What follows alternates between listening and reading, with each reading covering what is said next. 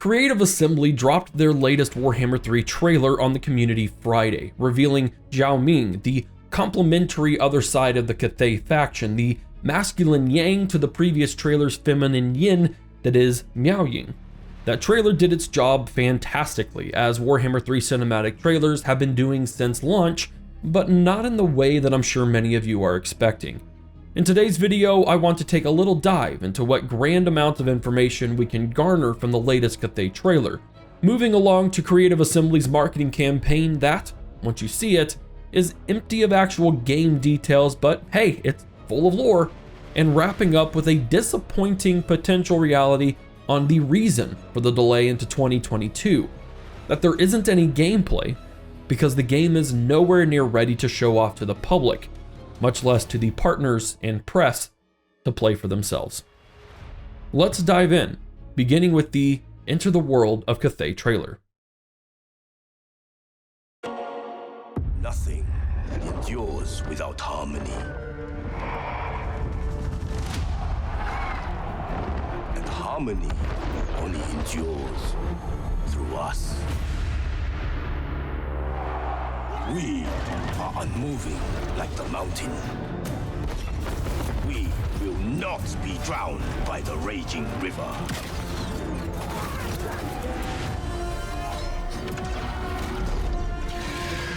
Behold the wonders of the celestial dragon empire. The might of our warriors.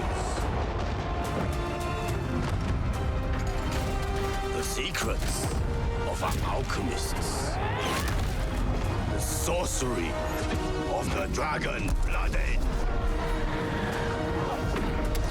Vanquish chaos with the sheer power of the dragon. Let them face the majesty of Grand CATHAY.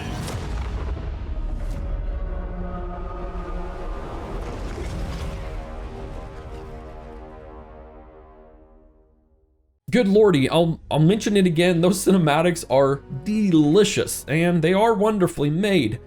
We'll get the Baron north of the Great Bastion, more units to check out for both sides, a pretty cool shield and deflect spell, pincer tactics inside of a freaking trailer, which I don't know we've seen before, and again, the mentioned yin yang complete together in just a fantastic animation at the end.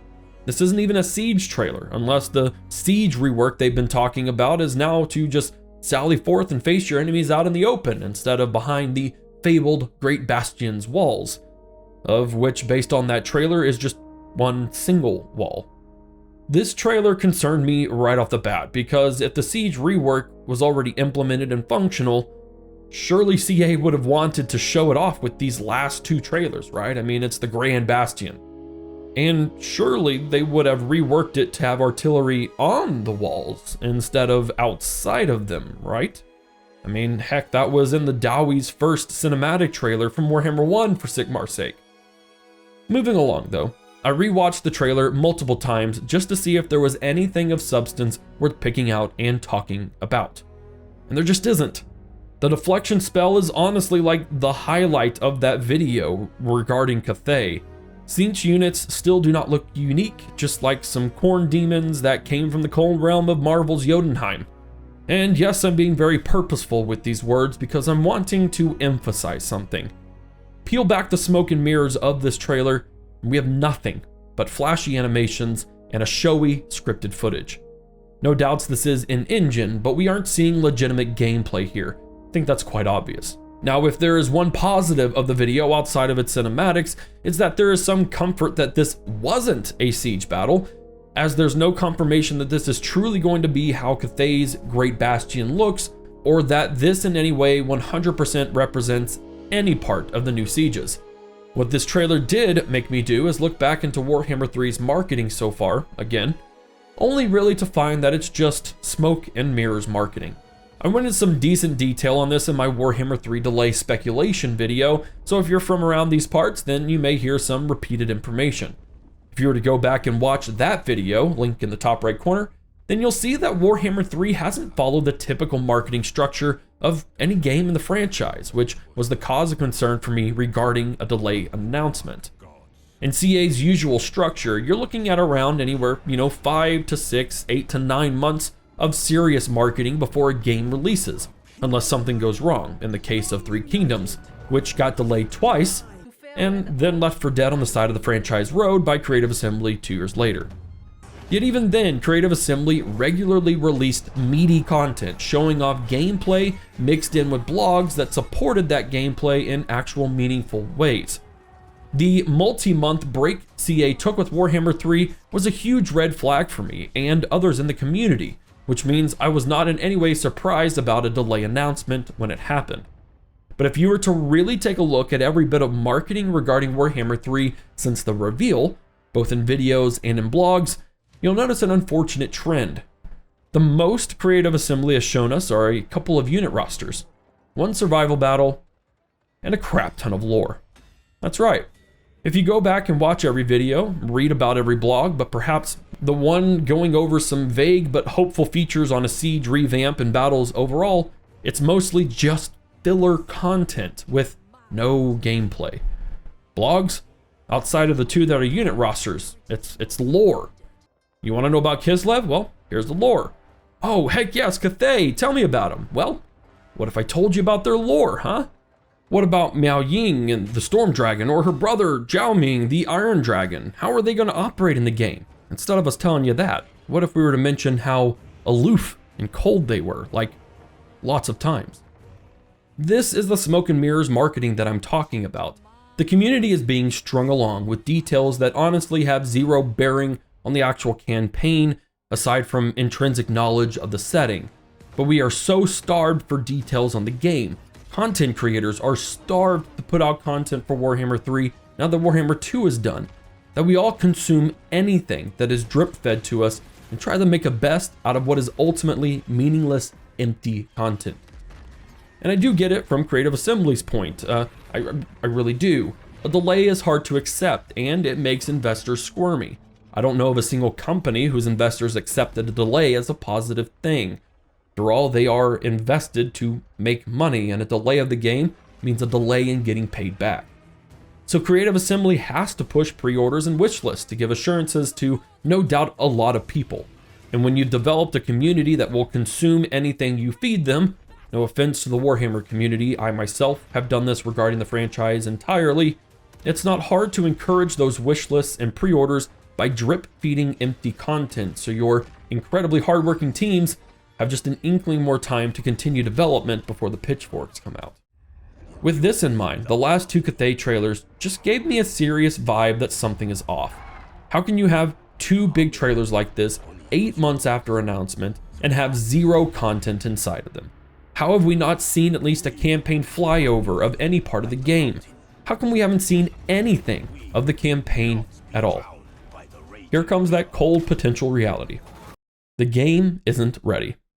And when I say the game isn't ready, I obviously don't mean that it isn't ready to release. That much is quite obvious. No, I mean far more concerning. The game isn't ready to be shown to the community. For starters, I was always a bit confused as to why the survival battles were something that Creative Assembly wanted the partners to play and show off. These battles, while they are completely new to the game, are a bit like boss battles. They don't happen very often, only when you're ready to take over that entire realm of chaos. They don't work like regular quest battles or anything like that either. In fact, the enemies have lower modified health and other factors, allowing you to take on crazy waves of them, so they aren't even representative of your campaign battles at all. But the delay, combined with this empty marketing push, now has me wondering, what if these survival battles were the one piece of the game that could be shown off without major bugs, crashes, or issues popping up?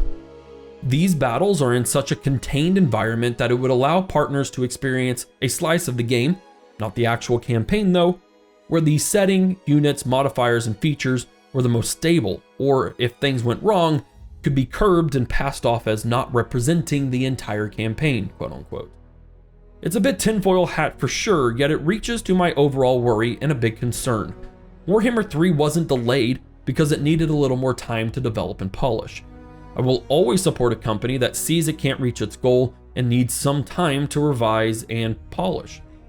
However, what if Warhammer 3 is delayed because even after years of development, it is not remotely to the point where they can even show it off to us?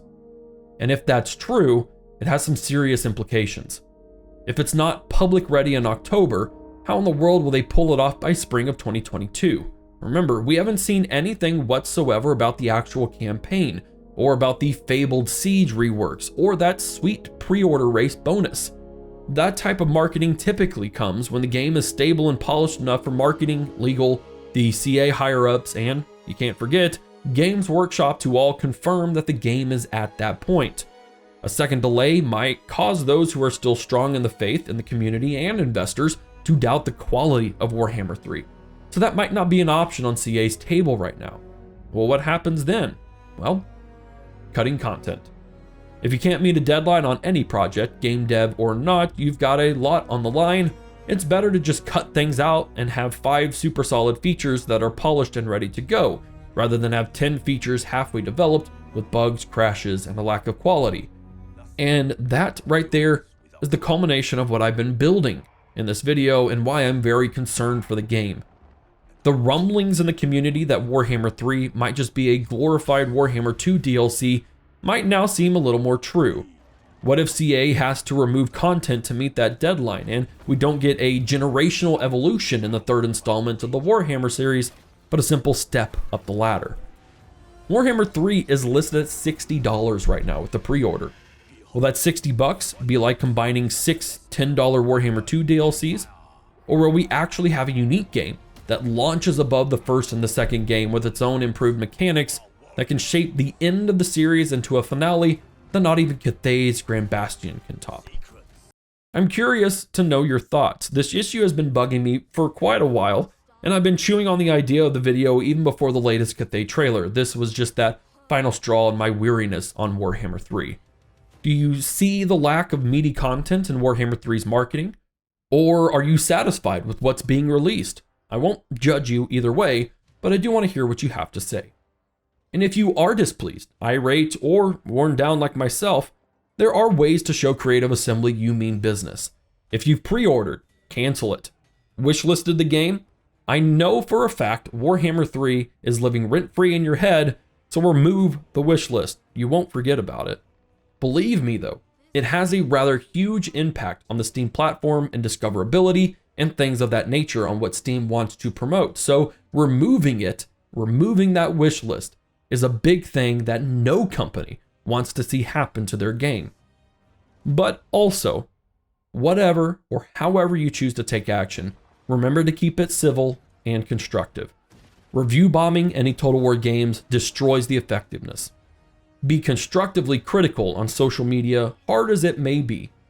Oh, and just a heads up, developers, marketing, PR, they're all human beings too. And it is quite possible that they are just as weary as you are right now. So please, for the love of God, be kind to them. You can make a difference in how this game is received, so don't believe that your one voice doesn't have the ability to change things. And with that, the end of this video. I really appreciate you all taking the time to give it a listen and hear from a frustrated fan who has dedicated lots of hours to the entire franchise. Hope that my voice is one that can encourage you to take action and not sit idly waiting for news that may never come. If you enjoyed the video, be sure to give it the thumbs up, sub to the channel, and of course turn on bell notifications. This is Havoc, and I'll see you in the next one.